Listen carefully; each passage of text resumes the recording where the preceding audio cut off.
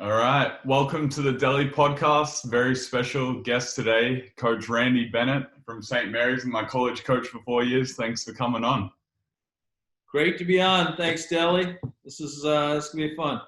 Yeah, no, I'm looking forward to it. So I want to go back to the very start of you taking over St. Mary's in 2001. It's your first head coaching job. You inherit a team that was 2-27 the year before. What are you thinking coming in? What culture do you want to establish, and what are the first few things you did? Yeah, great question. The first thing I was just happy to finally become a head coach, honestly, and I didn't. People asked me why'd you take the St. Mary's job? At that time. It was the first chance I had to be a head coach, so I was totally excited and looked forward to it. I didn't even really know what I was getting into as far as St. Mary's been struggling at that point, but I didn't even think about it, to be honest. And I don't know, I guess this is just kind of how I see things is I just thought we could win. I didn't see any reason we couldn't. And so the thought of not winning really never entered my mind. So first thing I did was, and I think it's the most important thing, is I hired a good staff. Like I made sure, I think a coaching staff's huge. And I hired Kyle Smith, Lamont Smith, and Dan Shell. And they're all guys I knew and trusted. And we just started building. We just went to work and started building. And I think one of the other first things I did was I think I got the job during spring break, so the players weren't around yet. And so once I got them all together, I remember this to this day.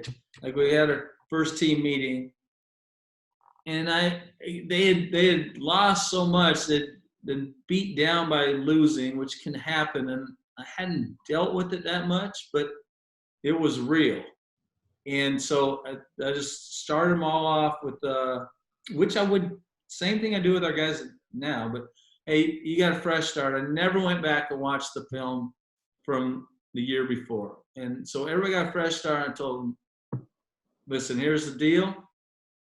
We're starting with a clean slate, and here's what we want. And basically, it's the same thing we're selling today. Like we started working on our work ethic right away, and there were some good workers in there. They just had to be held accountable and knew that really mattered to the coaching staff. So work ethic and attitude, I really hit hard. I hit being a team hard, and I hit leadership hard. And those are the same four things that I would say we try and work on with our guys today. But those were the two biggies. Get a coaching staff and get our players working. And through that, eventually we got confidence and got better and better and better. And it was, if I would have been a little better coach then, had a little more head coaching experience, we could have won a few more games. We won 9 that first year. Yeah. We probably could have won a little more, but we were all learning as we were going. Yeah.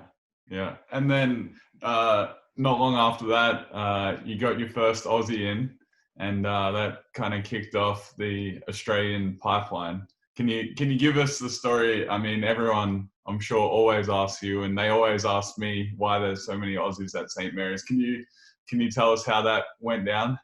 I can tell you exactly how it went down. And it was we were trying to get good players, right? And right then at St. Mary's in the Bay Area, people weren't banging down our door to try and come and play St. Mary's. We would hear from every coach who had a player who wasn't getting an offer that, hey, we got a guy for you. And there were some bad options. So we had to be careful not to just take anybody. So we had a couple scholarships late in the summer, like July, which is kind of late. And anyhow, a guy from Arizona State, assistant, they had just gone over there on a foreign tour. and played against AIS, which is where you played and where most of the players played. And they saw him, and they had, I think Marty and them had made a point to tell ASU that, hey, this guy wants to come over. He's looking for a school. Can you help? So anyhow, this guy told me about it, and I followed up, talked to Marty, and we just took him. It was Adam Capone, and I talked to him one time, and I say, hey, you want to come here?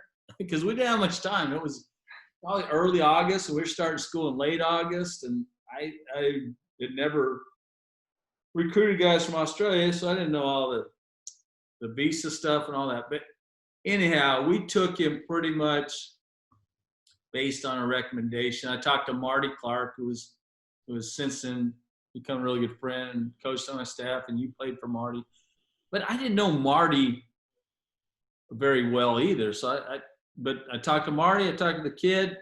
I went based on the recommendation from the Arizona State assistant, and Adam showed up. And he showed up first day of the conditioning and jumped right in. And anyhow, it was a hit. And Adam he had such a good team attitude, great worker, really good leadership for a freshman. So he told me about Daniel Kickert, and he really undersold Daniel. And he said, hey, I think we have another guy over there maybe next year that could maybe help us. And so we followed up on that, and Kickert ended up being really good and all-time leading scorer at St. Mary's at the time. And so anyhow, that's how it all started. It was pretty fluky, but Adam he was such a stud he was a good player, but he's such a stud as a leader, person, really good student, that I trusted him, and then Kickert was a stud, and then on, and then came the others. Yeah. Do you have any other Adam Capone stories you can share about his time as a player? Because I mean, we all know him now as a coach, and he's obviously doing a great job now back at the Center of Excellence, which is the old AIS. Adam was great. He and Kickert were like total opposites, and they'd always be going at each other. They're best of friends, but they were funny. They'd go at each other. Kickert always would get him, would dog him, because Capone was really smart, but he could never find his keys. He could never keep track of it. He showed up at a game with no shoes, and we would he was a little arrogant about how intelligent he was, so he would just get crushed on that stuff. He would be an absent-minded professor at times. We had a good time with that. But Case was a great guy. He was a hard worker, played hard, tough, and a fun guy to poke fun at. Yeah, and then he later on joined the staff, and for how many years? Was it 4 or 5? Yeah, Adam was here 4 years with us, and that's how much respect I had for Adam. Like, he left after his sophomore year to go play pro over there, and you could, like, at that time, we didn't need him leaving. We needed him to be a junior on a really good team, but he took off and did that. But I just respected him so much as a guy, as a leader, as a person, an intelligent guy, that when he got into coaching, and I had a spot open, and I checked with him, and I wanted him on my staff. I thought he'd help us, and he did. And he's done a great job and moved up the coaching ranks over there, and part of the last year's World Championship staff. So proud of him. He's a good friend, and kind of what you want your players to, that's what you want. You want your players to man up and become really successful, and he's done that. Yeah. Okay, now getting more towards the on-court stuff, the style of play St. Mary's is known for, with people I talk to and over here and in Australia, just being so unselfish with great spacing, but the focus on threes and layups. I came in 2009. You did not like the mid-range shot. But I feel like you were ahead of your time here, and now it's all about threes and layups. NBA has kind of significantly shifted since I came in 2013 to now. Can you talk a bit about how and why and when this focus started? I would say, so early on when I came here, we weren't running what we run now. And by the time you came, we are now. But it's just percentages, and like I'm a numbers guy, and just kind of knew a open three versus a pull up two, no question. You want the open three if you can get it, and then getting it to the rim, you get to the foul line, so you need both of those. I am not. And I think you can go over the top on this. I'm not a guy that says, "Hey, no mid range." Because of the clock and because of different guys. Depends how good you are at it, but there's a place for the mid range, the floater. Yeah, especially because of shot clock situations. So, and I think if you know the team's only going to shoot threes or layups, and it makes it easier to guard. So you got to have that. Yeah. You got to have that in between as well. But I think what happens, and this is kind of where I got to, is people just settled. They'd settle for a tough two, as opposed to fighting it out for another pass, another penetration, and the clock's at 8. You don't have to settle for a tough shot. You can, and that's where we got good. And we were good when you were here, and you were probably on the front end of that. Is we'd keep penetrating and kicking it out and attacking again until we got a good one, and then eventually break teams down. Like they get tired of making a closeout, and they're going to make a mistake, and that's kind of what we're banking on. So we've gotten better at it over the years. I think it took us a little while to figure out that three and how to use it. And then I think on-ball screens, we were on the front end of that for sure. And we're kind of studying D'Antoni with Nash about that time. And because we kind of thought you and Mickey were like Nash, a player like Nash that could do that. So we studied them and got our offense. A lot of our stuff kind of came from that time.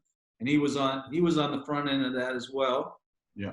So that's kind of, and it's just kind of evolved. But you were on the front end of the heavy on balls for us, and the good shooters and playing out of the post, but the penetration and just, I think the extra passes come with it. Like the unselfishness, the extra passes come with it. Because we were pretty detailed and not settling for a tough two. Yeah. That, I guess, a question that I just thought of is, like, when we had Omar Samhan my freshman year, I mean, obviously there was a heavy emphasis playing out of the post. Then we went more to on balls, but then you had Jock Landale, and you're throwing it into him a lot. How do you, I guess, balance out not switching styles, because I guess the principles are the same of spacing and ball movement, but how heavy a team goes on the post-ups versus on balls? Yeah, I mean, common sense. Like you want the ball in your best players' hands. Best players, not just one, but figure out, that they should be making the plays and or have the opportunity to make the plays, whether it's for them or for somebody else. If you have a good big, you can get to the rim, either penetration or throw it in the post. Are both ways to attack the defense, get penetration. So, we figured that out, and again, it just kind of morphed. if you have a good one, you want to put it inside more and more.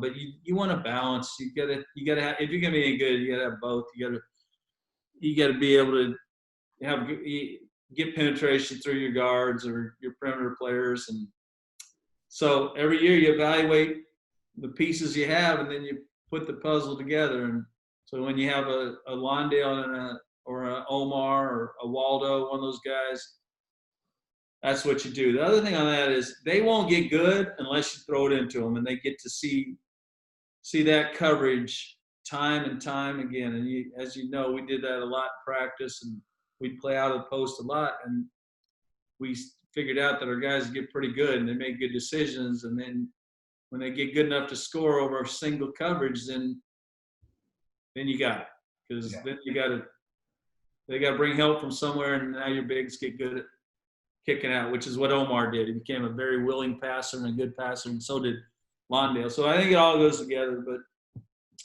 got to give your best players the ball. Yeah. Yeah. And I guess tied in with the teamwork and unselfishness, like St. Mary's teams are known for being tight and together. How do you develop that as a team and in individuals? Yeah, that's a tough one. It's I think the single biggest thing is when you recruit them. Like, how you recruit them is how you're going to get them. So you just got to explain to them when you bring them in that, hey, this is what we're about. We want you to be part of something that's bigger than just yourself. And so I think most of the guys that are attracted to us want that. And so if it starts with that, you got a good chance. And honestly, I think the Australian kids, just because of the culture over there and just kind of how it is over there, you would know this better than me, but it's not over there. It's not about me. It's not about beating your chest as much. It's really, I think most Australian athletes aren't really comfortable with that. Like, hey, you're the guy, you're this, you're that.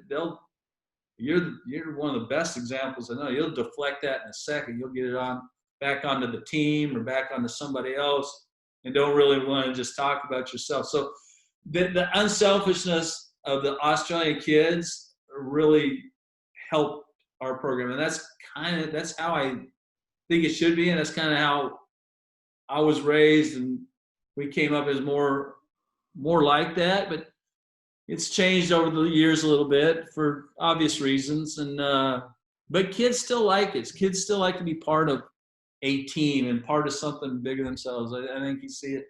I think the Spurs are that, and then there's others, but that one that just sticks out to me is, it's about being a good teammate. It's about enjoying others' success, and so everything we do now, like we talk about it all the time. So we don't beat them over the head with it, but first we start with guys who are into being part of a team and want to win more so than they want to necessarily be all league or something like that.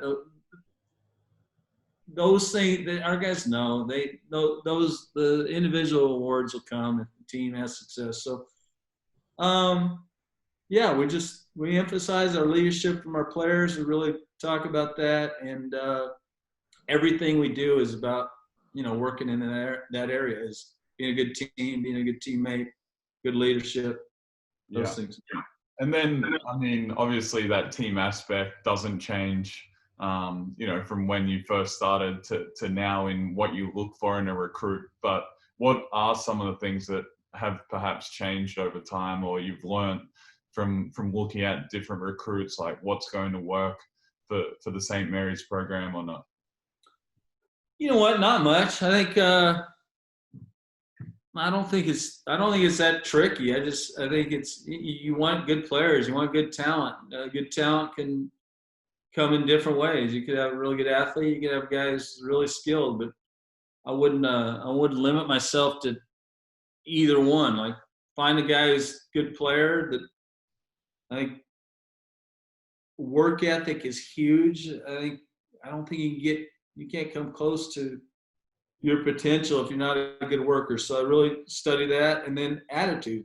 two things you really control is you control your work ethic, you control your attitude. So I talked to him a lot about that, but I recruited.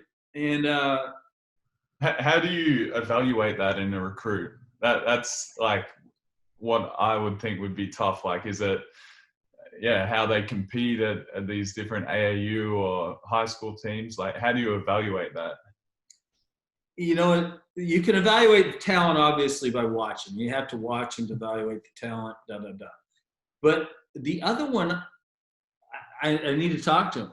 I know what it sounds like. Like, I know what it feels like when they're workers. Like, just multiple conversations with them. What do they do? What do they do in the like right now?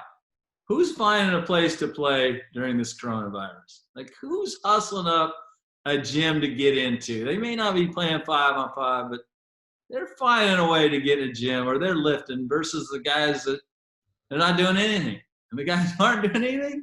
But right now, I'd be a little concerned about, because there's other guys that are working and they're finding ways to get in there and get in the gym. So I think, just talking to them, getting to know them, what makes them tick, and you can hear it.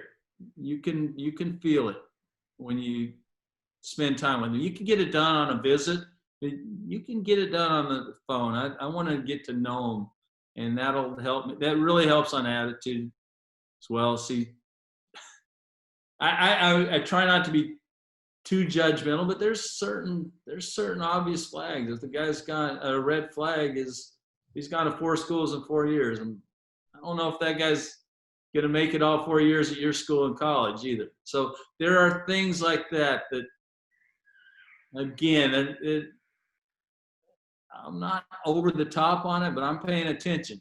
And they didn't like they have negative things to say about their teammates or coaches. I'm going to listen and hear why.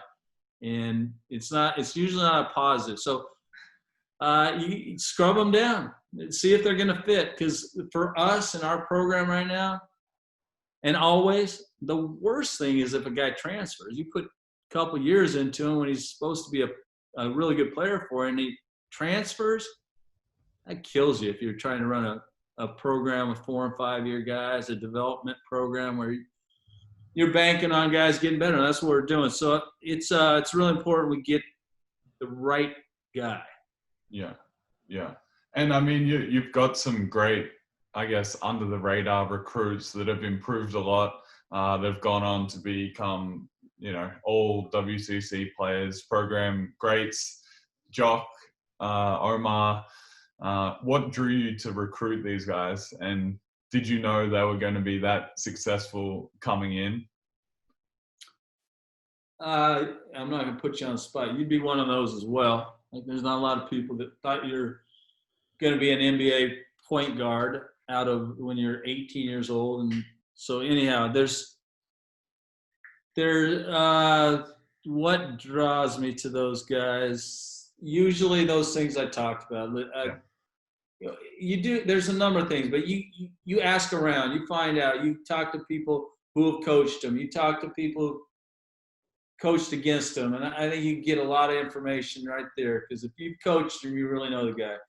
If you coached against them, you know them pretty well too. You can feel them. You can feel the good ones, and you can feel the soft ones. So I do that a little bit, but the biggest thing is, all right, what's this guy's work ethic like? What's his attitude like? Yeah. Does he want to be part of a team? Those things. And, I mean, there's some obvious ones that you see something, you're like, nah, that one's not going to work here. Yeah. So, what, like, did I know Lawndale would be Lawndale? Absolutely not. Like when we took him. Did I know Delvedova would be a 9-year pro when we took him? No, I didn't think that. I thought he'd be, did I know McConnell? McConnell didn't play for us played 5 minutes a game as a freshman. A senior, he's player of the year in our league. So, no, you don't know. I really didn't think about it that much. I thought they could be good, but you don't know for sure. Yeah. Until you get them and you're working with them. How bad do they want it? How much will they sacrifice to be an all-league guy or a player of the year guy? And some of it's mostly that. It's mostly work ethic and attitude and talent, but it's a lot work ethic and attitude. Yeah.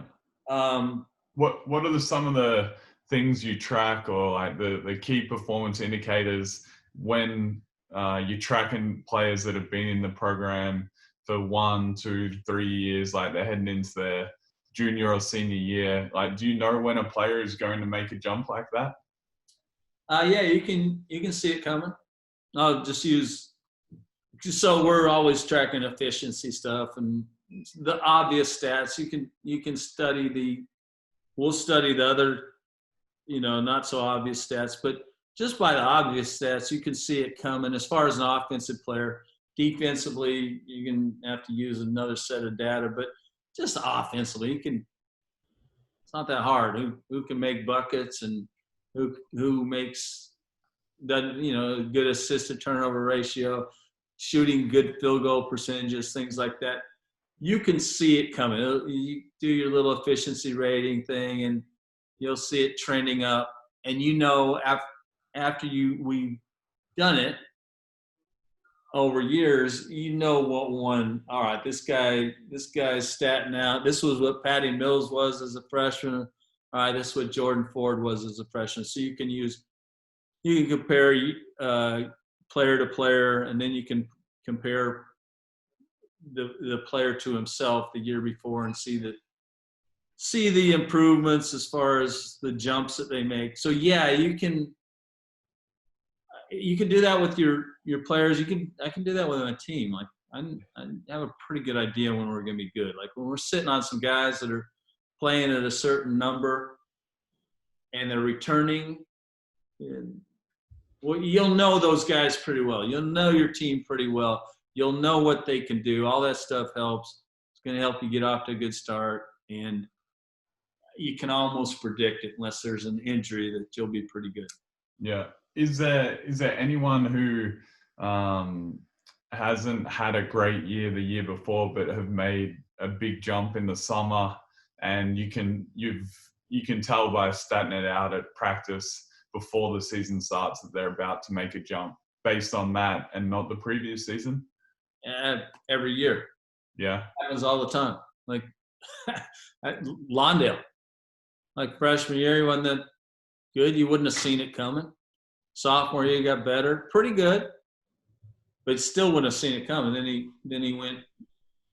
I think he played 15 minutes a game as a sophomore, and then as a junior, he was one of the best players in the league. But he did the work. Yeah, we could see it coming because in practice, nobody could do anything with it. And he started dominating pickup games in the spring. He got some confidence, and that confidence fed into him working harder and getting in that gym more and getting his body in a little better shape, and asking me to buy a Versa climber so they could be in really even better shape. He heard that LeBron used it, whatever, things like that. His wheels were turning on how do I become better? I want to be better. I got a taste of it.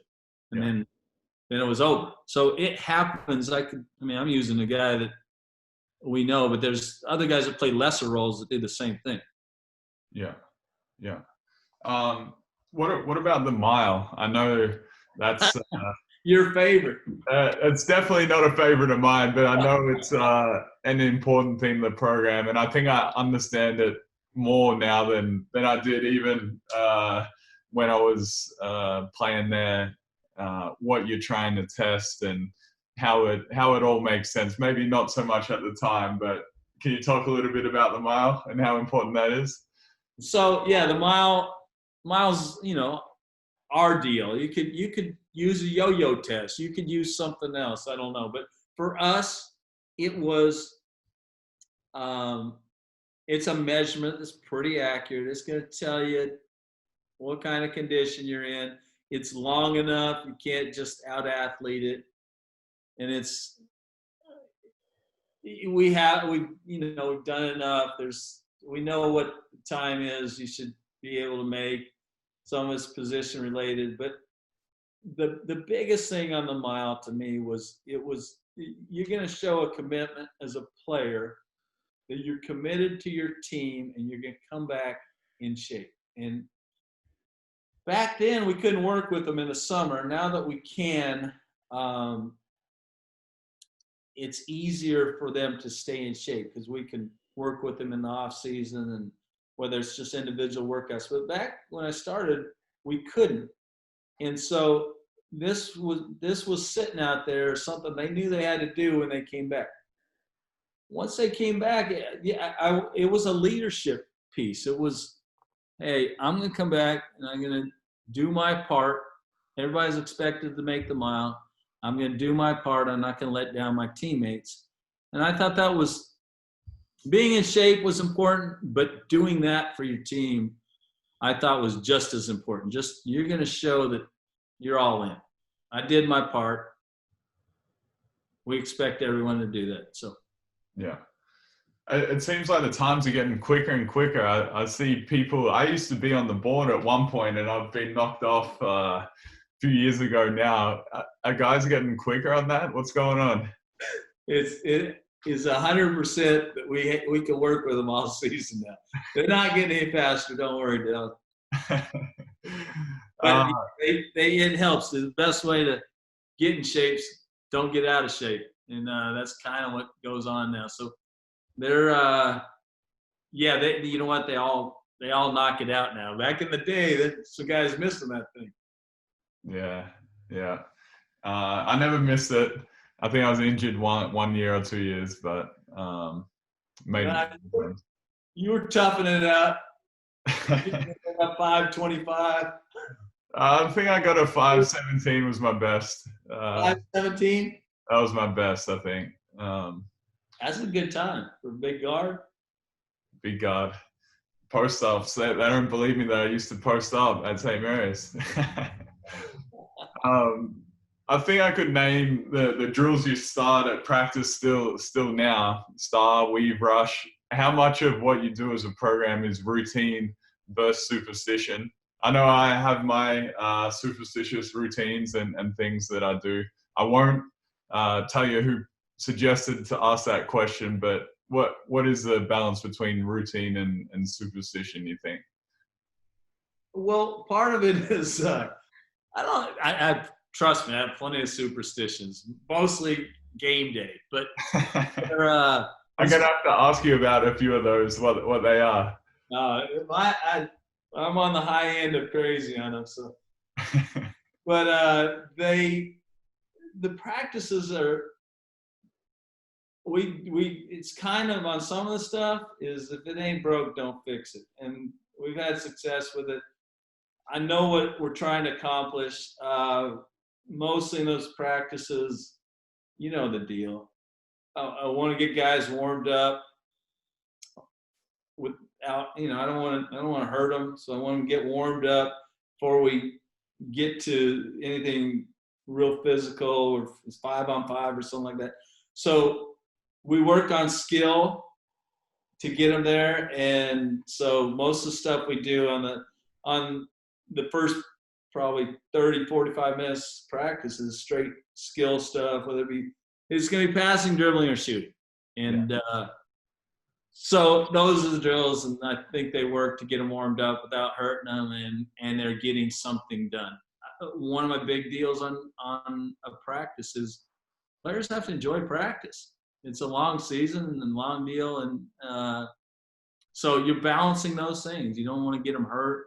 You want to get them warm. You want to make them better, and you want to make it fun. So most of our stuff, once we get going, is competitive, as you know, keeping score, something quick and fun, but yet challenging. So, yeah, I wouldn't say it's superstitious. I'd just say I don't like spending time teaching new drills just to have new drills. So, I want to get them playing in practice and make them better. So that's the superstition piece comes in on the game day. Are you going to share any of those or no? I mean, you got to have the nap. You got to no only water on game days. I can't have caffeine, otherwise you can't get your nap. Got to leave at the same time. Got to say your prayer at the same time. I mean, I got so many. It's out of control. Nothing wrong with the game day nap. Nothing wrong with that. Yeah, always when I played and when I coach, I have to get them. Some guys don't get them. I don't know how they do it. Me either. Especially during the NBA season when we're getting in at 2 a.m. Do you have to get, after you nap, do you have to get a shower? Yeah, it's like you're waking up to start a new day and you just do another thing. I have to. If I didn't get a shower before, and I'm not playing, but if I didn't get a shower after my nap, I don't think I'd be with it at all. Yeah, you got to wake up a little bit. No question. So yeah, there's plenty of superstitions. Park the same place, whole deal. How have the relaxed transfer rules impacted recruiting and also, I guess, players on the existing roster? Because it seems like something that's definitely just in college basketball in general is happening a lot more, and there's grad transfers and guys are eligible to play quicker. And what do you think about that? Yeah, so that's a really hot topic right now. Good question. So that I don't like it at all. I don't think many coaches do.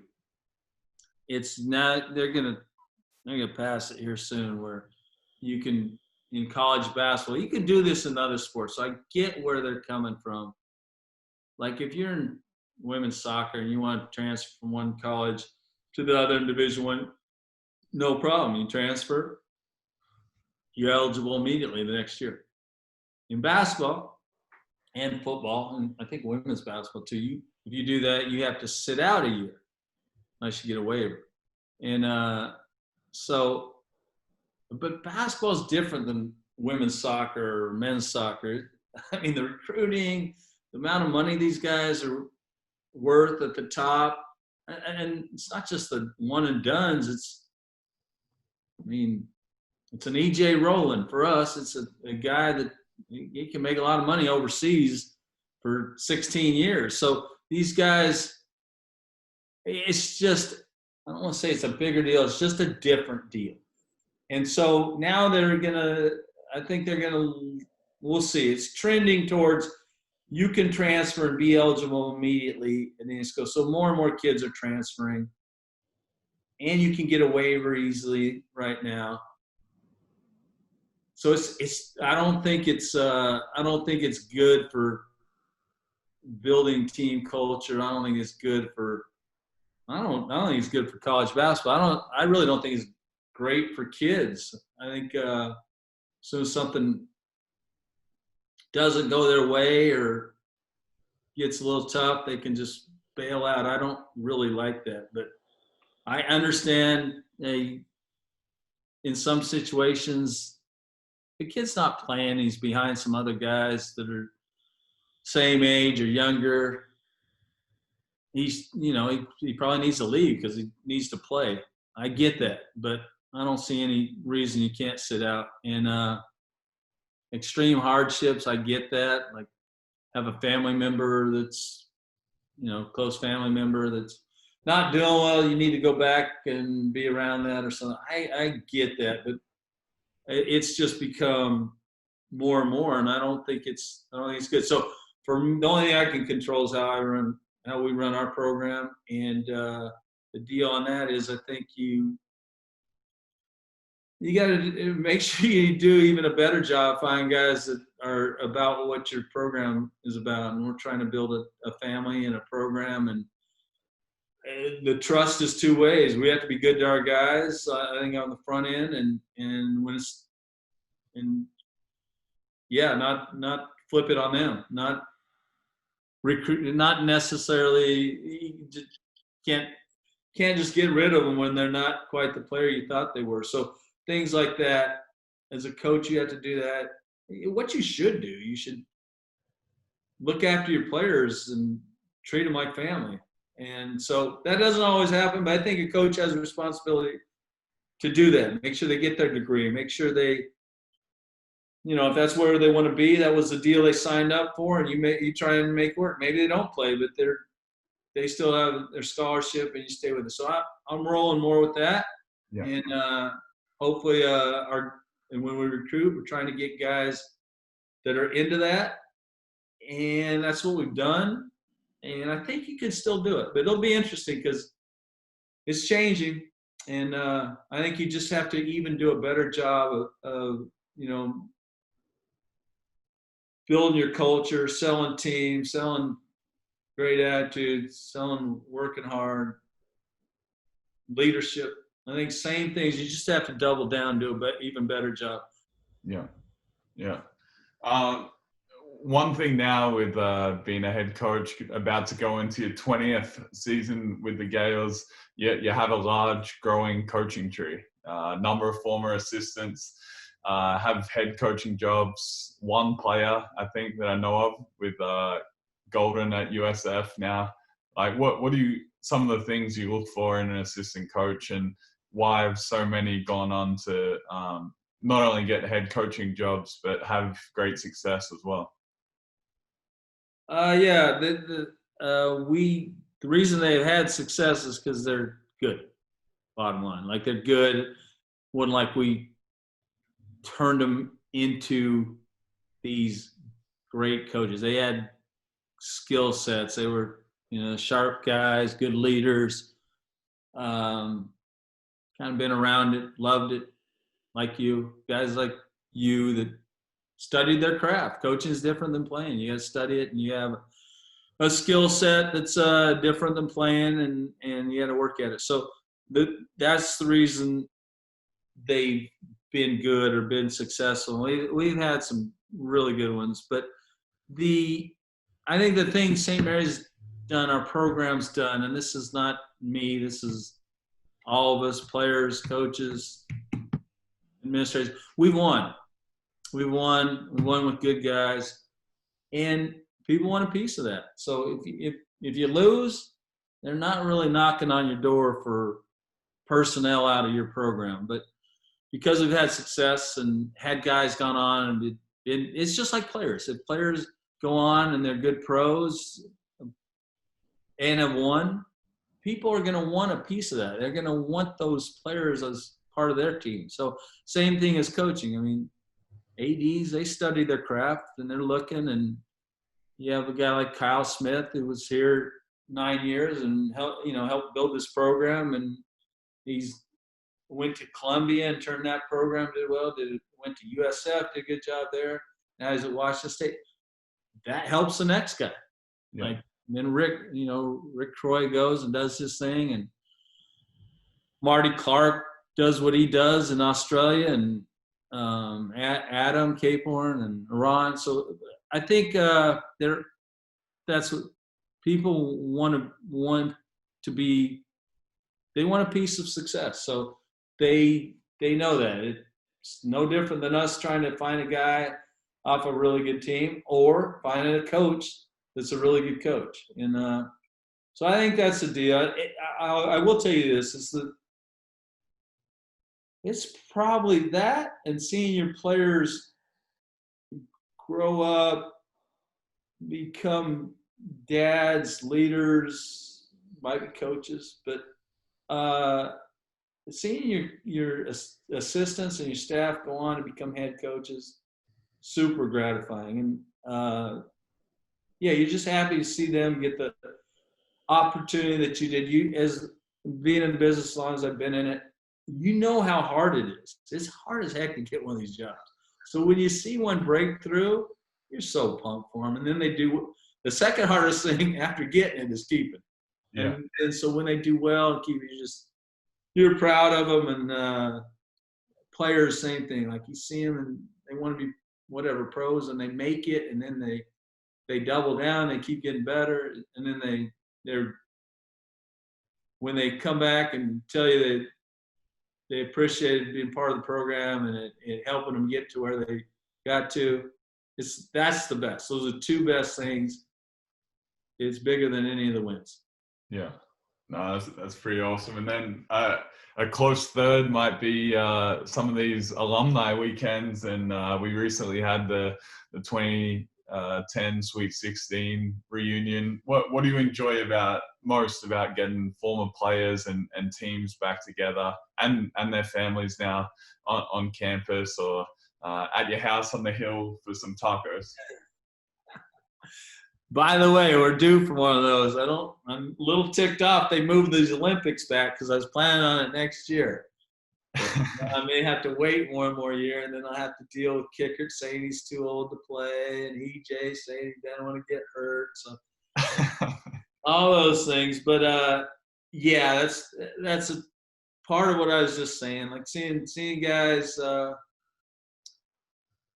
as they get older and become dads and husbands, and priorities change a little bit, but having them come back and being part of this family, which is one of the main things that you want as a coach, is for it to be a program, a family that they have to come back to even when they're 40, 50 years old. And that's what we have. And we've been able to bring, obviously, having the guys that I've coached is even more special to me.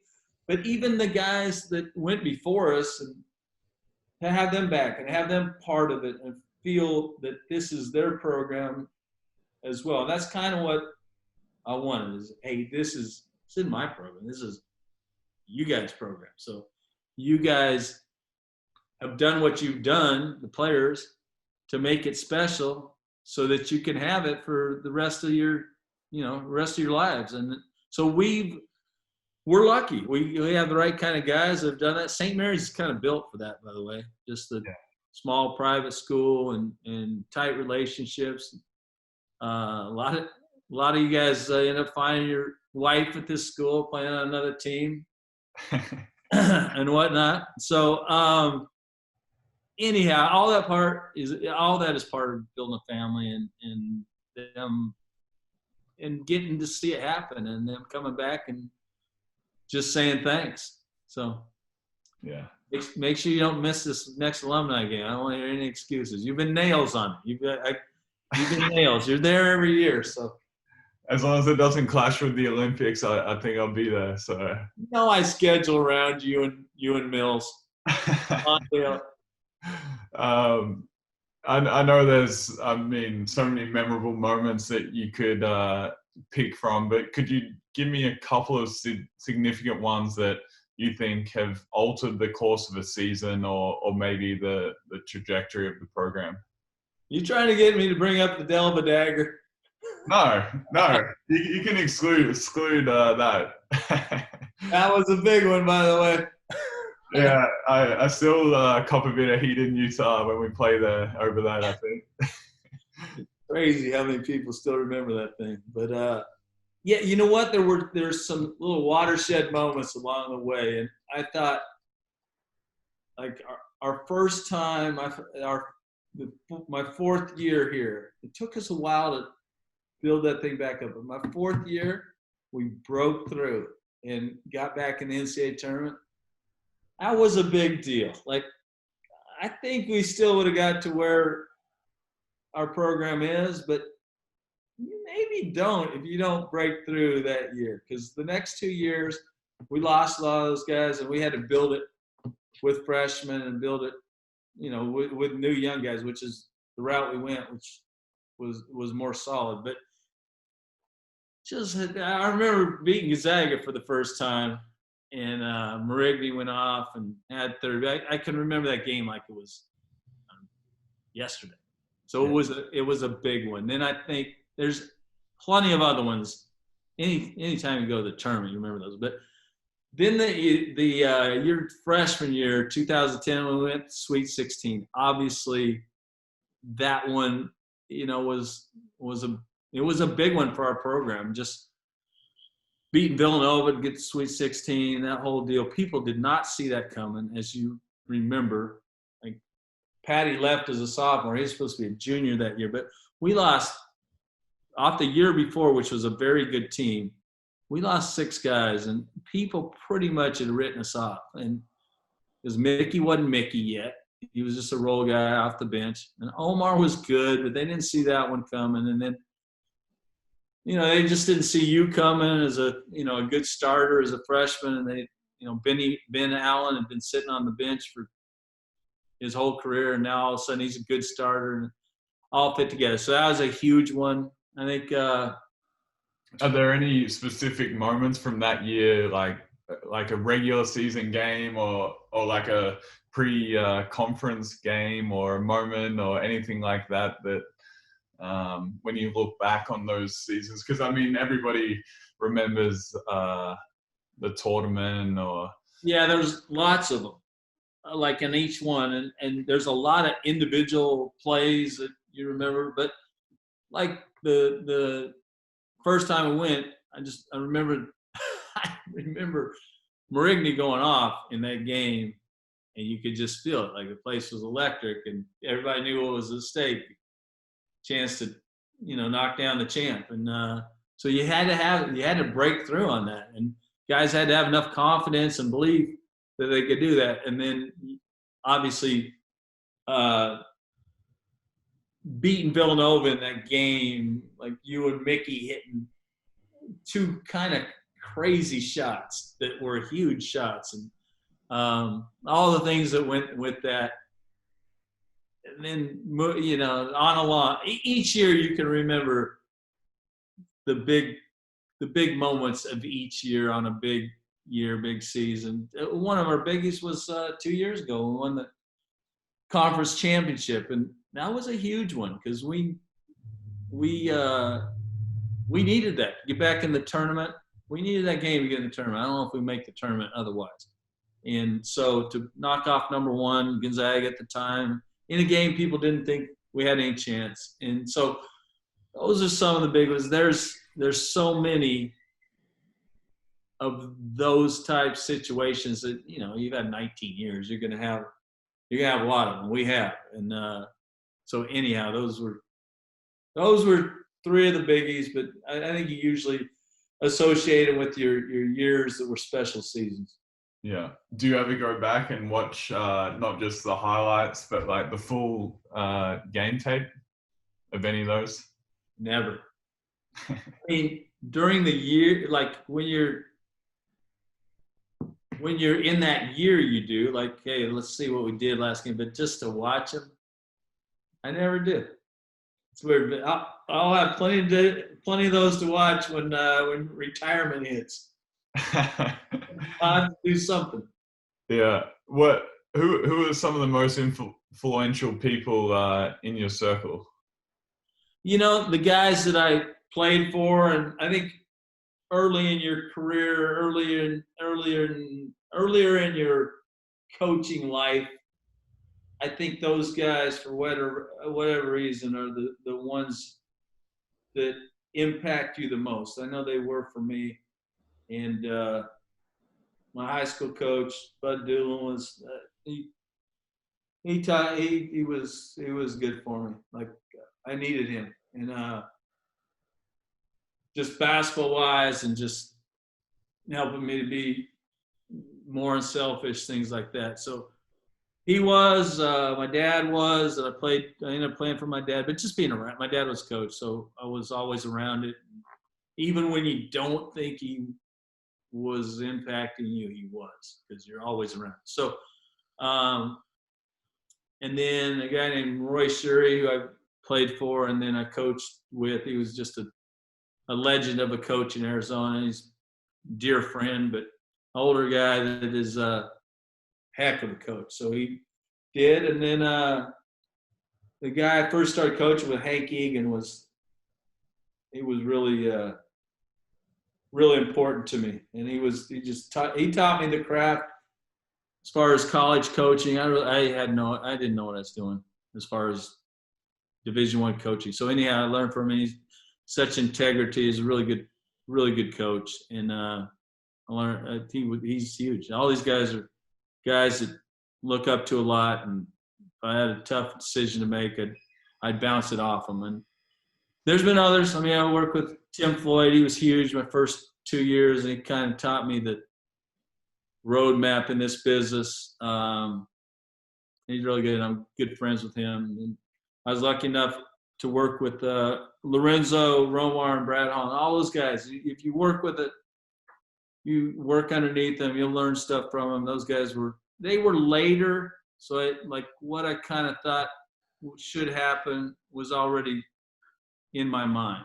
And from who I played for, and then who I worked with my first 7 years as a Division I assistant. Other than that, I tell you what, I learned a lot from. After that, once I became head coach, it's just more from your assistants.